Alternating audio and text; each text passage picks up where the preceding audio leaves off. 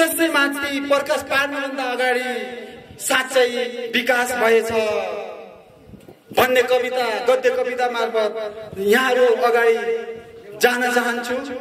साँच्चै विकास भएछ। म चस्मावाला प्यान्ट लाउँथे, लाएरै स्कुल जान्थे। चस्मावाला भन्नाले च्यातिएको, पछाडि दुवैतिर च्यातिएको, च्यातेर पनि टालो हालेको, टालो पनि सेतो धागोले सिलाएको। न आज भोलि लाउँछु म चस्मावाला प्यान्ट, न लाएकै देख्छु विकास या विनाश, तर लाग्छ विकास भएछ। सम्झना छ नचाहिरै जौका रोटी खाए, जौका रोटी त्यो नि जाँतोमा पिसेर। तपाईलाई त अचम्मै लाग्ला, अझ भोकले घंगारुका रोटी नि खाए। आमाले त पेटमा काँसी ज्वरो कस्नुहुन्थ्यो, आज सोधे किन बिचारा भोकले रहेछ।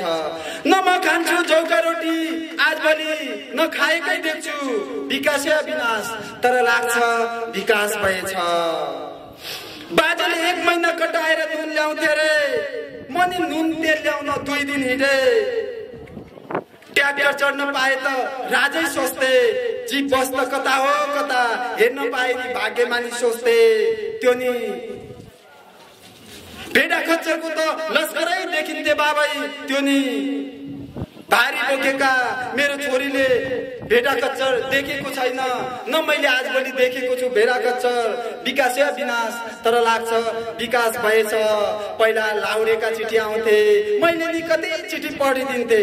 फोनको त कुरै छोडौं, 10 कक्षा पढ्दा मोबाइल देखेथे, उच्च शिक्षा पढ्दा मोबाइल किने, त्यो नि किबोर्ड वाला चलाउन नजानेर मोबाइलवाला दाइलाई सोधे। आज भोलि चिठीको त मुखै लुके बाबै, तपाईहरुले देख्नु भयो खै, म त देख्दिन। विकास या विनाश।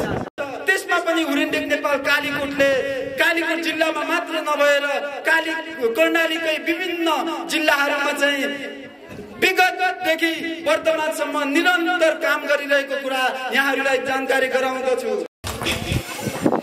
थोरै अघि पनि भनिसक्नु भएको छ हाम्रो टेकजी